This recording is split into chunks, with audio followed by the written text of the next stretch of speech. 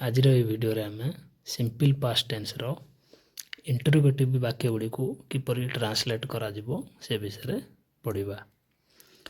आगुरी आम जानी जो ओडिया वाक्य शेष ल ला ली लो इत्यादि लेखा होता है बा उच्चारण होता है सेगुड़ी को सिंपल पास्ट टेंस रे बोली आम जानिबा। एगुड़ी को ट्रांसलेट कला बेले आम प्रथमे कर्ता और तापर भर्बर द्वितीय रूप बा पास्ट फॉर्म बसाउथिलु।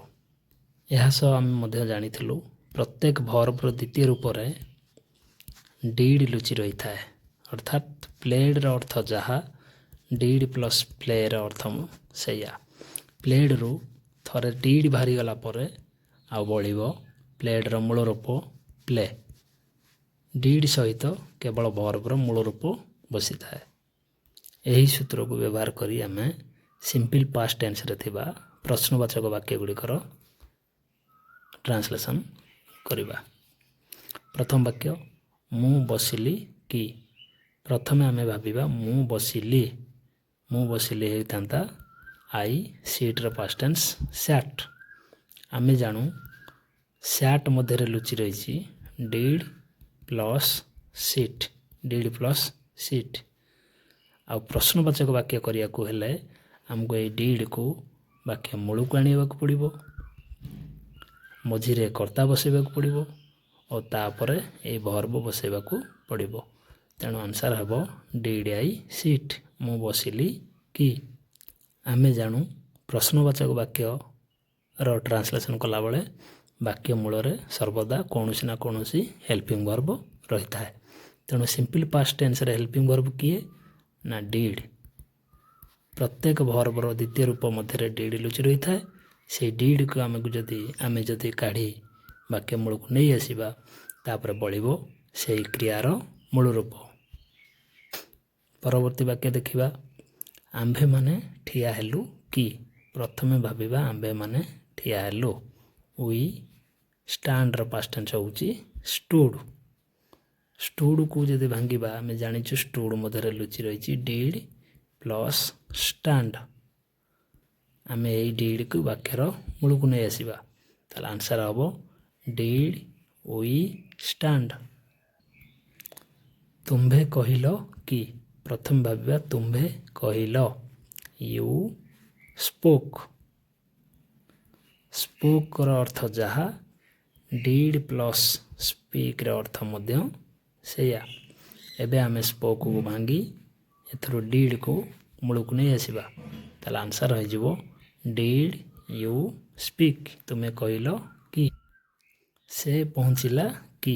प्रथम भाविबा से पहुँचला ही अराइव्ड। अराइव्ड को जदि आम भांगिबा ताले एथरो बाहर डीड आउ गोटे भर्बर मूल रूप रहिबो अराइव। तेणु यही डीड को आम वाक्य मूल को नहीं आसिले आंसर हो डीड ही अराइव। से पहुँचला कि। डीड बसला परे आउ अराइव्ड हेबो नाही। डीड बसला परे आउ स्पोक हेबो नाही। से परे डीड बसला परे आउ स्टूड हेबो नाही। अर्थात थरे भर्बर द्वितीय रूपरू डीड बाहरी गला परे बळिबो भर्बर प्रथम रूप बा मूल रूप। यह काम कला कि। यह काम कला इट वर्कड। वर्कड रु जदि आम डीड काढ़ीदेबा ताले बळिबो डीड प्लस वर्क। यही डीड के वाक्य मूल को नहीं आसिले आंसर हम डीड इट वर्क। से गीत गाइला कि। प्रथम भाविबा से गीत गाइला ही बासी स्यांग। सिंग्र past tense Syang. यह को जदि आम भांगिबा एतरे आम जानिछु लुचि रही डीड प्लस सिंग। वर्तमान आम ये डीड को वाक्य मूल को नहीं आसवा तेणु आंसर हम डीड सी सिंग। से गीत गाइला कि। डीड बसला परे आउ स्यांग हेबो नाही। सेमाने जानिले कि। प्रथम भाविबा सेमाने जानिले दे नो रो पास्ट टेंस होउची न्यू। न्यू को भांगिले एथरे लुचि रही डीड प्लस नो। तेणु ये डिड की वाक्य मूल को नहीं आसवा आंसर हम डिड दे नो न्यू हेब ना हेब नो डिड दे नो से माने जानिले कि वर्तमान आम एक्सरसाइज की आसवा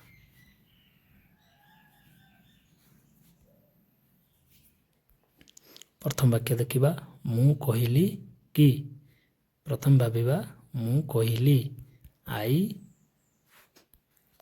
spoke speak past tense spoke किंतु आमर दरकार प्रश्नवाचक वाक्य अर्थात वाक्यर मूल को डिड आसब तेणु स्पोक को आम भांगिले आम पाइबा डिड प्लस स्पीक वाक्य मूल को जदि डिड आनिबा ताल आंसर हम मु कहली कि डिड आई स्पीक स्पोक हेब ना हेब स्पीक तुमे पहुँचिल कि प्रथम भाविबा तुमे पहुँचिल यू अराइव्ड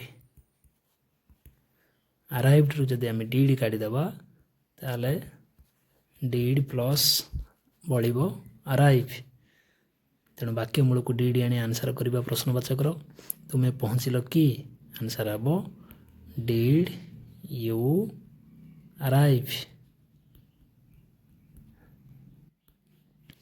से जानिला कि प्रथम भाविबा से जानिला ही नो रो पास्ट टेंस होउची न्यू न्यू को जदि भांगिबा एथिरे लुचि रही डिड आउ नो ए डिड के मूल को आनी वाक्य प्रश्नवाचक वाक्य करवा आंसर ताल आंसर हम से जानिला कि did he know did he know did बसला परे आउ न्यू हेब नाई ता मूल रूप हम नो डिड ही नो से माने शुणिले कि प्रथम भाविबा से माने शुणिले दे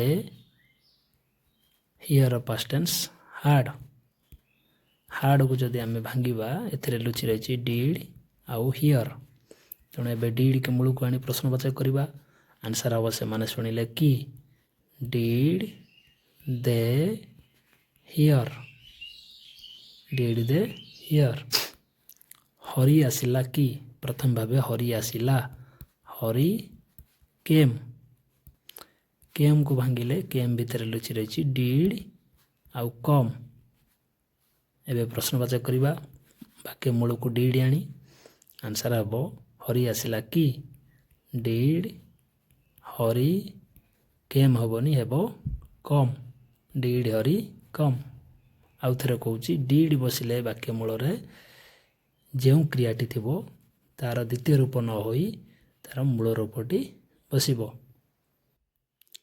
हरी ता बापा सह कटकरू आसिला कि प्रथम भाविबा हरी आसिला हरी केम कौठू कटकरू फ्रॉम कटक का सह with his father Hari came from Cuttack with his father एबे आमे केम को जदि भांगिबा एथिरे लुचि रही डिड आउ कम तेणु वाक्य मूल को डिड नहीं आंसर कले आंसर पाइबा आमे did Hari come from Cuttack with his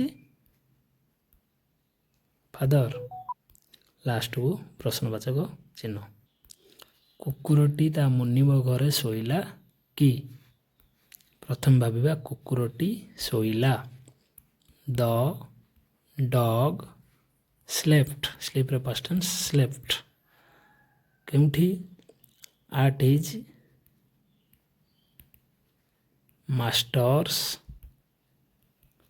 house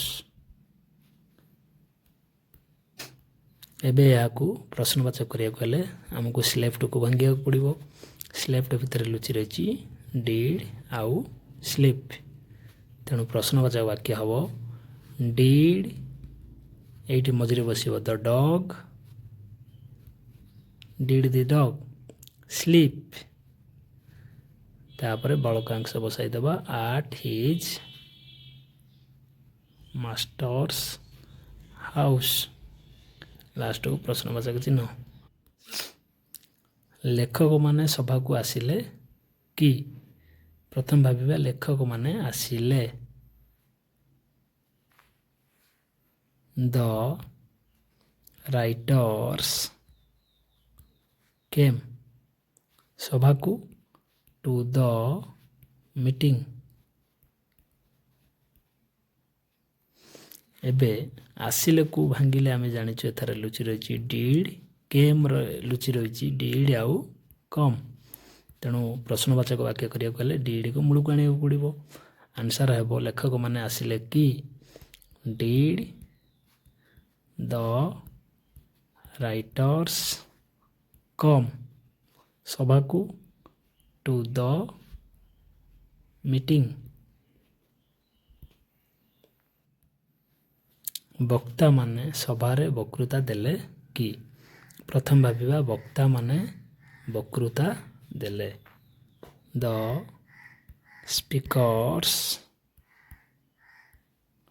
gave give रो past tense gave speech speech माने वक्तृता द स्पीकर्स गेव स्पीच सभारे इन द मीटिंग। एबे आमे गेव को भांगिले आमे पाइबा डिड आउ गिव तेणु प्रश्नवाचक वाक्यर आंसर हेबो did the speakers give gave रो मूल रूपटी होउची give did the speakers give speech at the meeting in the meeting in the meeting last को प्रश्नवाचक चिन्ह। मु तुम कलम रे लेखिली कि प्रथम भाविया मु लेखिली आई रोट तुम कलम रे with your pen I wrote with your pen wrote को जदि भांगिबा एठू बाहरिबो डिड आउ राइट तेणु प्रश्नवाचक वाक्य कौन हेबो डिड आई राइट मु लेखिली कि तुम कलम रे विथ योर पेन कौन सी इंस्ट्रूमेंट साहाय्य कौन सी कार्य कले प्रिपोजिशन विथ बसे। एथरू आमे जानिलु सिंपल पास्ट टेंस रे थिबा प्रश्नवाचक वाक्य गुड़िकर ट्रांसलेशन करने को हेले आमको वाक्य मूल रे डिड बसैबा को पड़े तापर कर्ता बसैबा को पड़े कर्ता बसैबा को पड़े और तापर जो क्रियाटे अच्छी से क्रियार मूल रूप बसैबा को पड़े शेष में प्रश्नवाचक चिन्ह दिया जाए। If you want to learn complete translation structures and all grammar chapters in Odia, just subscribe to English Grammar Guru Odisha and hit the bell icon to